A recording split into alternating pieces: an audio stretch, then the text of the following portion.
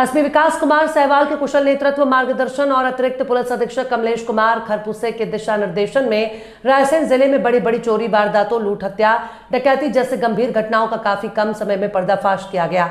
इसी क्रम में थाना गौहरगंज अंतर्गत ग्राम पांजरा में आलोक गोस्वामी की क्रैशर की बंद पड़ी खदान में दिनांक 27 जून 2024 को सुबह करीब 6-7 बजे उस समय सनसनी फैल गई जब गौहरगंज थाने पर सूचना प्राप्त हुई कि गौहरगंज के ग्राम पांजरा में आलोक गोस्वामी की क्रैशर की बंद पड़ी खदान में एक व्यक्ति की लाश पानी में पत्थरों से दबी हुई है। सूचना मिलने पर तत्काल थाना प्रभारी गौहरगंज निरीक्षक LD मिश्रा अपने पुलिस स्टाफ के साथ तत्काल मौके पर रवाना हुए। घटना का मुआयना कर सूचनाकर्ता द्वारा बताए गए स्थान पर खदान के पानी में दिखाया गया। अभी एक लाश मिली है अंधे कत्ल की, जो जानकारी आपको कैसे मिली इसके बारे में थोड़ा बताइए। ग्राम पांजरा आलोक गोस्वामी की क्रैशर खदान जो बंद पड़ी हुई है, उसमें सूचना हमको 27 तारीख को प्राप्त हुई थी कि एक की डेड बॉडी पानी के अंदर है।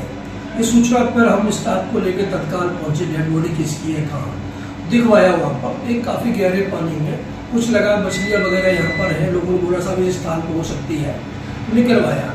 उसमें जो जितेंद्र नाम का एक व्यक्ति है वो आगे बढ़ कर के गया, सर मैं उठता हूँ, निकल के अंदर गया और उसने हमारे स्टाफ का हवलदार को भेजा, उसकी फोटोग्राफी कराई, निकलवाया। डेड बॉडी उसमें से निकल जाती है, पत्थरों से दबी हुई थी। उसकी पहचान मंगल सिंह धुर्वे लुलका के नाम से हुई। वो 7-8 दिन से गायब था, लेकिन थाने में उसकी कुछ सूचना नहीं थी। लोगों से पूछा ये व्यक्ति की बुराई रंजिश कोई किसी प्रकार की है, लोगों ने कुछ भी नहीं है। हाँ, इसकी बटाई पर खेती वो आलोक गोस्वामी की 7 एकड़ भूमि को बटाई पे लिया था, जिसमें उन्होंने मूंग बोई हुई थी। इससे कोई इसके साथ घटना क्यों होगी, ये क्यों हुआ, पत्थर से क्यों दबाया, तो इसी बीच पता करते करते ये जानकारी लगने लगी कि साहब कुछ न कुछ इसमें परिवार का दामाद का रोल हो सकता है। इस पर निगाह करते रहे, पता करते रहे, लोगों से पूछताछ करते रहे, तो निकल के ये आया कि दिनांक 20 तारीख को मृतक अपनी पत्नी, पड़ोसी सुखराम की पत्नी और दामाद के साथ में शाम को काम करने के बाद में घर जा रहा था।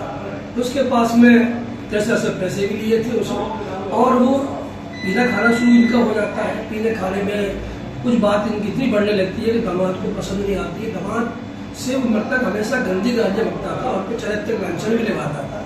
सास का भी उल्टा सीधा बोलता था, तू गंदी है, छनार, इस तरह के आरोप लगाता था।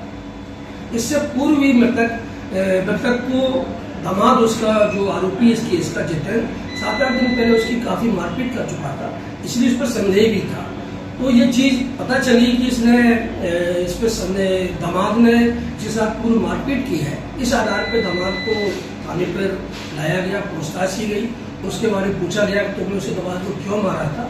इन टेक्निकल पूछताछ या अन्य चीज़ों से सूत्रों जानकारी के आधार पर थोड़ा शक ज़्यादा हुआ और दामाद से थोड़ा हिकमत होने से पूछताछ की, तो उसने अपना जुर्म कबूल कर लिया। और जो मैंने घटना आपको बताई कि इसलिए जा रहा था और उसने फिर गुस्से में धक्का दिया और वो उसके सीने पर बैठ करके 2-4 उसको घूंसे मारे और बिल्कुल नीचे लगी पानी की खदान है और उसको धकेला दिया, गिर गया, डूब गया।